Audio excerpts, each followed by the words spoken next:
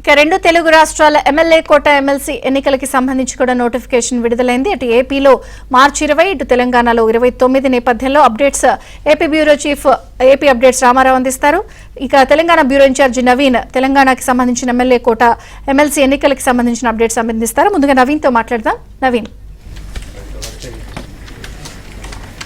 So Vijay Chandrika, తెలంగాణలో MLA కోట MLC స్థానాలకు సంబంధించినటువంటి నోటిఫికేషన్ విడుదలైంది. సో ఈ నెల 10వ తారీఖు వరకు కూడా నామినేషన్లు స్వీకరిస్తారు. 20వ తారీఖున ఈ ఎమ్మెల్యే కోట ఎమ్మెల్సీ ఎన్నికలకు సంబంధించినటువంటి పోలింగ్ జరగబోతుంది. సో మొత్తం మీద 119 మంది ఎమ్మెల్యేలకు గాను సో 5 స్థానాలకు జరుగుతున్నటువంటి ఈ ఎన్నికకు సంబంధించి అంటే ప్రతి ఒక్క ఎమ్మెల్సీకి 21 మంది ఎమ్మెల్యేల మద్దతు అవసరం ఉంటుంది. అంటే 21 మంది ఎమ్మెల్యేలు ఓటు వేయాల్సినటువంటి అవసరం ఉంటుంది. సో కనుక ఈ 5 స్థానాలకు సంబంధించి మనకు ఉన్నటువంటి లెక్కల ప్రకారం కనుక చూస్తే కాంగ్రెస్ పార్టీకి 65 మంది ఎమ్మెల్యేల బలం ఉంది. సో బీఆర్ఎస్ పార్టీ నుంచి ఫిరాయింపు ఎమ్మెల్యేలతో కలుపుకొని 75 స్థానాలకు చేరుకుంటుంది. అంటే కాంగ్రెస్ పార్టీకి 3 స్థానాలు గెలుచుకునేటువంటి అవకాశం ఉంటుంది. అలానే బీఆర్ఎస్ పార్టీకి కనుక చూస్తే ఎమ్మెల్యేల సంఖ్య 38 మంది అఫీషియల్ గా ఉన్నారు. సో దాంట్లో 10 మంది ఎమ్మెల్యేలు ఇప్పటికే కాంగ్రెస్ పార్టీలో చేరినటువంటి నేపథ్యంలో సో బీఆర్ఎస్ పార్టీకి సంబంధించినటువంటి ఎమ్మెల్యేల బలం 28కి చేరుకుంది. అంటే ఒక ఎమ్మెల్సీకి అవకాశం దక్కాలంటే 21 మంది ఎమ్మెల్యేల మద్దతు ఉంటుంది. కనుక బీఆర్ఎస్ పార్టీ నుంచి ఒక ఎమ్మెల్యే ఖచ్చితంగా సునాయాసంగా ఎమ్మెల్సీగా గెలిచేటువంటి అవకాశం ఉంటుంది. సో ఇంకా మరొక స్థానానికి సంబంధించి కనుక చూస్తే సో అది ఎవరు అంటే కాంగ్రెస్ పార్టీ 4 స్థానాలు దక్కించుకుంటుందా లేదా బీఆర్ఎస్ పార్టీ అదనంగా మరొక స్థానానికి అభ్యర్థిని బరిలోకి దింపుతుందా అనేటువంటిది మాత్రం మనకు చూడాల్సి ఉంది. అయితే గత కొంతకాలంగా తెలంగాణలో చోటు చేసుకుంటున్నటువంటి రాజకీయ పరిణామాల నేపథ్యంలో సో ఇటు కాంగ్రెస్ పార్టీలో చేరినటువంటి బీఆర్ఎస్ ఎమ్మెల్యేల విషయంలో అనర్హత వేట అనేటువంటిది కనిపిస్తుంది. ఇప్పటికే సుప్రీంకోర్టులో ఈ కేసు పెండింగ్ లో ఉంది.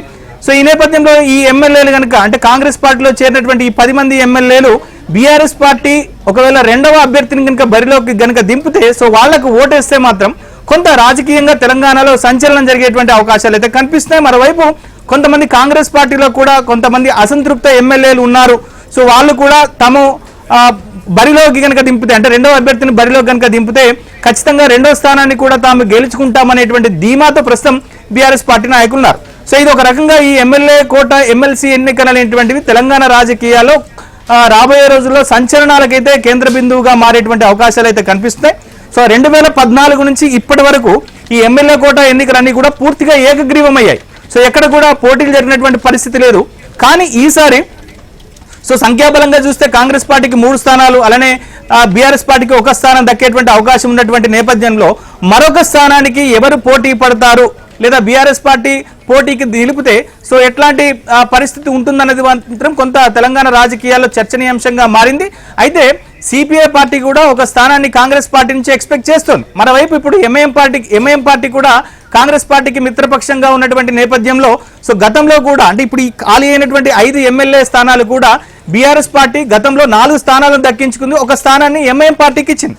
సో మరి ఇప్పుడు ఎమ్మెల్యే కోట ఎమ్మెల్సీ ఎన్నికల్లో సో కాంగ్రెస్ పార్టీ కూడా 1 స్థానాన్ని మరి మైనారిటీకి ఇస్తుందా లేదా అనేటువంటి చూడాల్సి ఉంది. సో మొత్తం మీద కాంగ్రెస్ పార్టీ నుంచి ఎమ్మెల్సీ అవకాశాన్ని దక్కించుకునేది ఎవరు అన్న దాని మీద అయితే కొంత ఉత్కంఠ అయితే కొనసాగుతుంది. సో ఎవరికి వాళ్ళ ప్రయత్నాలు అయితే చేస్తూ ఉన్నారు. సో దాంట్లో ఇప్పటికే ముఖ్యమంత్రి రేవంత్ రెడ్డి ఢిల్లీలో ఆయన పర్యటిస్తున్నారు. సో ఆయన వెంట బట్టి విక్రమార్కతో పాటుగా ఉత్తమ్ కుమార్ రెడ్డి కూడా ఉన్నారు. సో కాంగ్రెస్ పార్టీ పెద్దలను కలిసి ఆ 4 స్థానాలకు సంబంధించినటువంటి అభ్యర్థులను ఖరారు చేసుకుని హైదరాబాద్కు వచ్చేటువంటి అవకాశాలను ఎందుకంటే ఈ నెల 6వ తారీఖున కేబినెట్ సమావేశం కూడా జరగబోతుందన్నటువంటి నేపథ్యంలో అంటే 5వ తారీఖు లోపుగా నామినేషన్లు వేయాల్సి ఉంది కాబట్టి 10వ తారీఖు లోపుగా నామినేషన్లు వేయాల్సి ఉంది కాబట్టి ఈ లోపుగానే పేర్లు అనౌన్స్ చేసేటువంటి అవకాశాలు అయితే కనిపిస్తున్నాయి. సో దాంట్లో పార్టీకి కష్టకాలంలో అండగా నిలబడ్డటువంటి వ్యక్తులకు ఈసారి ప్రాధాన్యత ఇవ్వాలని చెప్పేసి రాహుల్ గాంధీ నిర్ణయించినట్టుగా తెలుస్తుంది. సో అదే విషయాన్ని తెలంగాణ కాంగ్రెస్ పార్టీ కొత్త ఇన్ఛార్జిగా వచ్చినటువంటి మీనాక్షి నటరాజన్ కూడా చెప్పారు. సో దానిలో కనుక చూస్తే సో వచ్చే ఏడాది జిహెచ్ఎంసీ ఎన్నికలు కూడా ఉన్నటువంటి నేపథ్యంలో కమ్మ కమ్యూనిటీ నుంచి ఒకరికి అవకాశం ఇవ్వాలని చెప్పేసి కాంగ్రెస్ పార్టీ అధినాయకత్వం భావిస్తోంది. మరోవైపు రెడ్డి సామాజిక వర్గం నుంచి కూడా ఒకరికి అవకాశం ఇవ్వాలని చెప్పని భావిస్తోంది.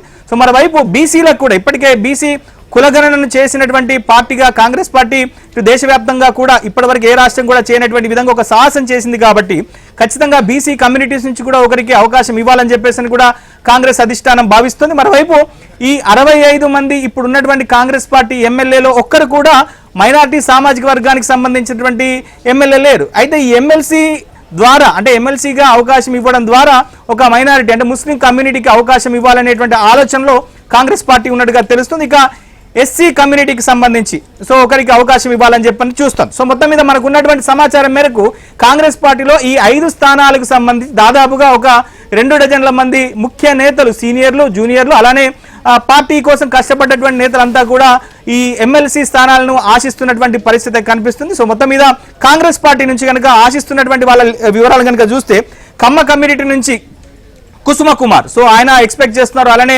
బండ్ల గణేష్ సినీ నిర్మాత ఆయన ఎక్స్పెక్ట్ చేస్తున్నారు. సో అలానే కుమార్ రావు అని చెప్పేసి కూడా కమ్మ సామాజిక వర్గానికి సంబంధించినటువంటి ఒక నేత ఎమ్మెల్సీ స్థానాన్ని ఎక్స్పెక్ట్ చేస్తున్నటువంటి పరిస్థితి కనిపిస్తుంది. ఇక రెడ్డి సామాజిక వర్గానికి సంబంధించి అయితే చాలా పోటీ ఉంది. సో దాంట్లో కనుక చూస్తే ఇటు జీవన్ రెడ్డి మొన్నటి ఎన్నికల్లో అంటే గత ఎన్నికల్లో 2018 ఎన్నికల్లో ఆయన గ్రాడ్యుయేట్ కాన్స్టిట్యున్సీ నుంచి ఎమ్మెల్సీగా గెలుపొందారు. సో ఇప్పుడు ఆయన ఎమ్మెల్యే కోట ఎమ్మెల్సీగా ఆయన టికెట్ ఎక్స్పెక్ట్ చేస్తున్నటువంటి పరిస్థితి కనిపిస్తుంది. ఇక జగ్గారెడ్డి అలానే రేవంత్ రెడ్డికి అత్యంత ప్రధాన అనుచరుడుగా ఆయన అత్యంత ఆత్మీయుడిగా ఉన్నటువంటి ప్రభుత్వ సలహాదారు వేం నరేందర్ రెడ్డి కూడా ఎమ్మెల్సీ అవకాశాన్ని ఆయన ఎక్స్పెక్ట్ చేస్తున్నారు. సో మరోవైపు ఇటు మైనారిటీ నుంచి కనుక చూస్తే ఫిరోజ్ ఖాన్ సో ఆయన గతంలో ఎమ్మెల్యేగా పోటీ చేసి ఓడిపోయారు. అలానే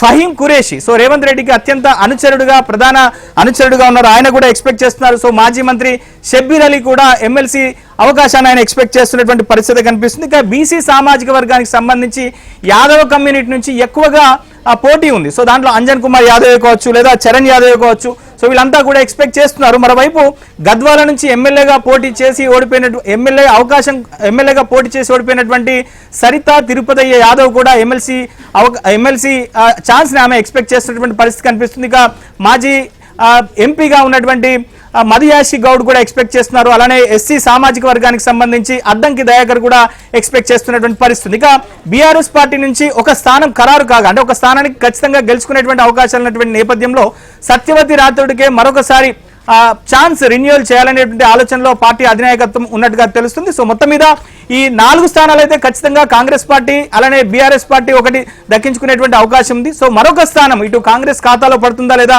బీఆర్ఎస్ ఖాతాలో పడుతుందా అనేటువంటిది మాత్రం చాలా ఉత్కంఠగా మారింది. విజయ్ చంద్రిక. Thank you Naveen. ఇక